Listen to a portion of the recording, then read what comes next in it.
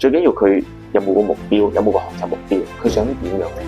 係佢究竟想喺呢個企呢一個項目裏邊想攞到啲乜嘢？呢個先係重點，先從呢個着手先。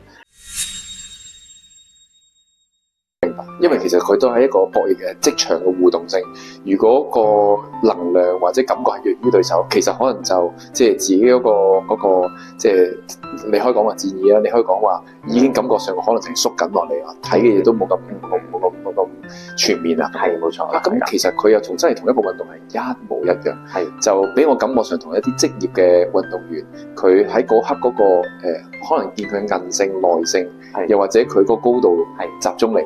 好幾樣嘢都係訓練得出嚟，冇錯。其實嗰個運動心理學係完全係用得翻落去，係完全係一模一樣。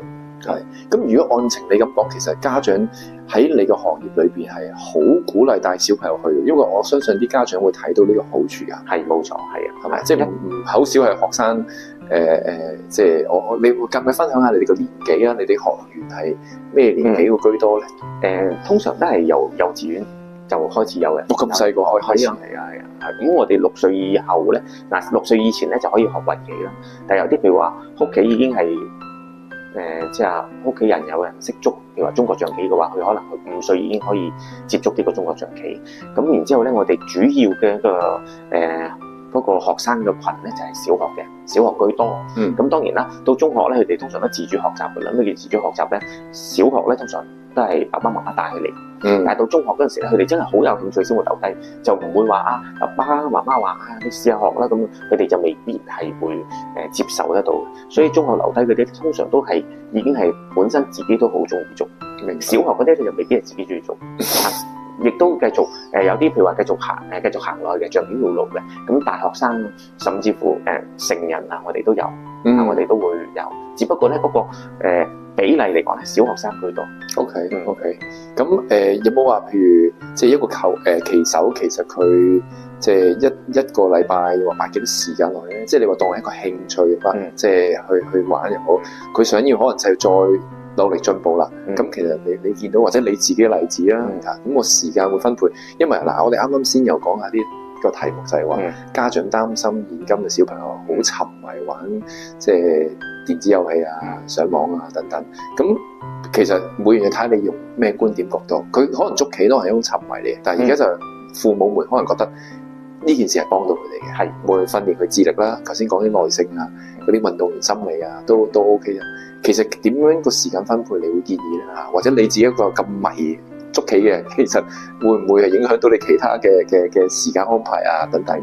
咁我覺得咧，其實最緊要佢有冇個目標，有冇個學習目標，佢想點樣咧？佢究竟想喺呢個棋呢一個項目裏邊想攞到啲乜嘢？呢個先係重點，先從呢一個着手先。如果譬如話你想成為一個港隊代表，因為我教好多港隊代表，咁你當然你投放時間好多，但係咧其實要得到要攞到佢個得着啊，要或者對人生有啲改變，其實佢未必係高手。我舉個例，頭先我分享過有個抑鬱嘅同學仔，佢到而家都唔係高手嚟，咁但係佢已經係透過象棋改變咗佢人生，亦都攞到個樂趣。冇錯，所以佢未必一定要係頂尖高手先攞到個紅利，所謂嘅。明白啊，咁而係至於譬如話佢究竟想去到咩位，呢個就係同佢個投放時間都有關係嘅。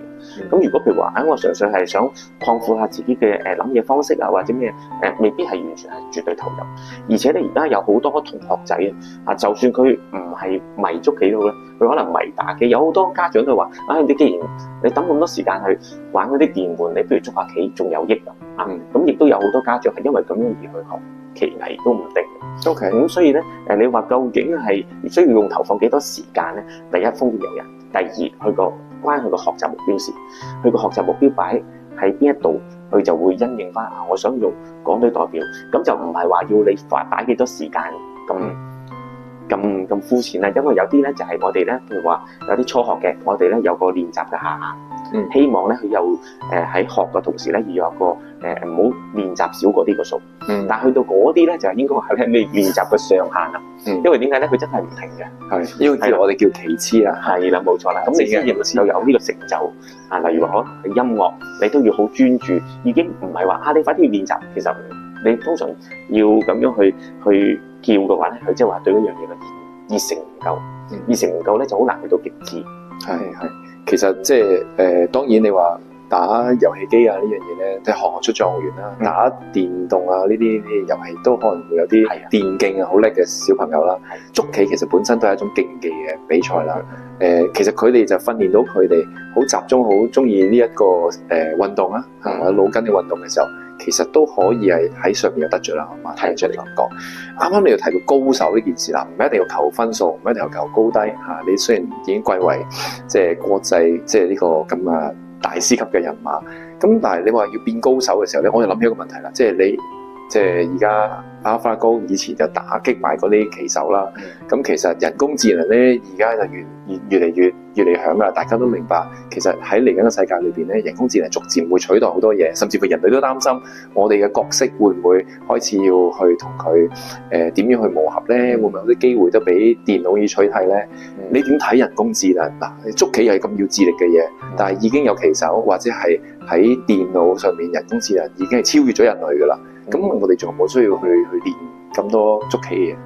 其實咧捉棋咧係對自己一啲嘅藝術啊，或者係對自己嘅思維嘅提升嚟嘅，而唔係話一定要戰勝電腦做一個目標，就等於好似我哋跑步咁樣，我哋唔會話因為要跑贏嘅汽車而走去跑步，跑步係一個好享受嘅一個運動啦，亦都對自己嘅身體係有幫助啦。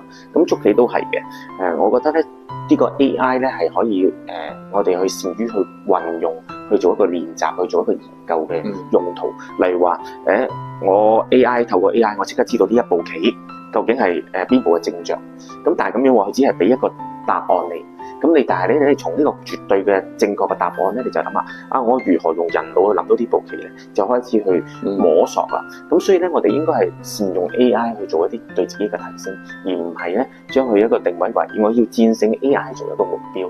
我哋應該係要善用佢。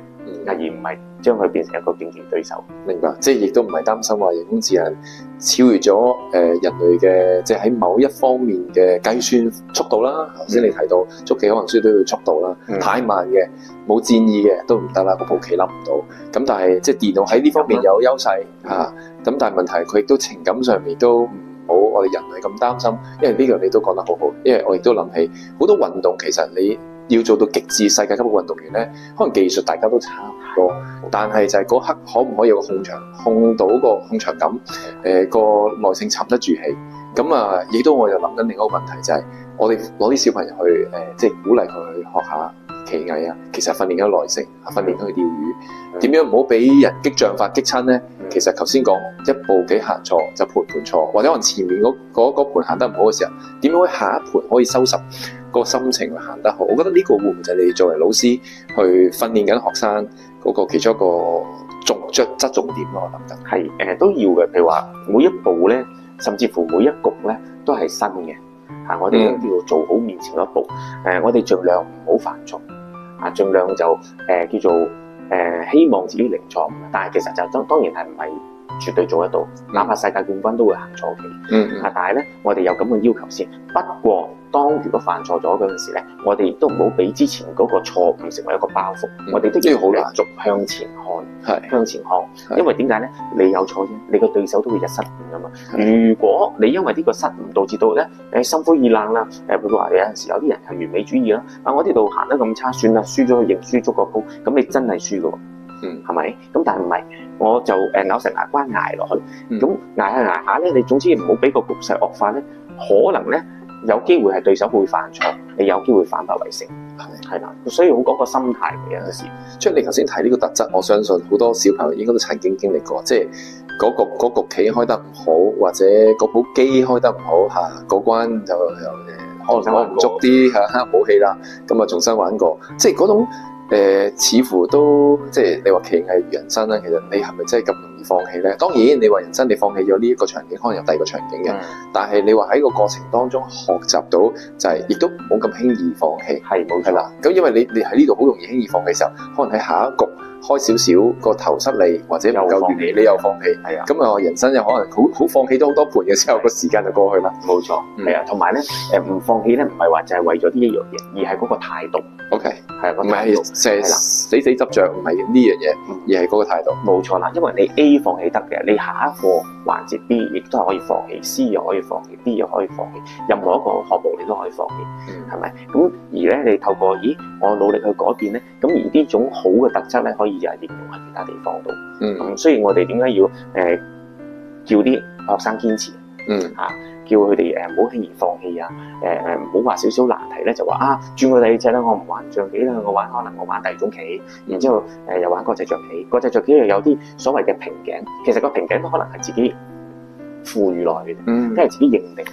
因為有陣時咧佢唔係直上，佢有陣時咧上下咧係需要有一個橫移嘅狀態，其實係準備下一個升浪，但係呢個橫移嘅狀態，人哋可能理解為瓶頸，佢感覺上係停滯不前啦。係啦，就篩走咗一部分人啦。OK，係啦，你繼續有去發展，同埋有去繼續你再努力去面對去提升嘅話，其實下一個升幅就會出現。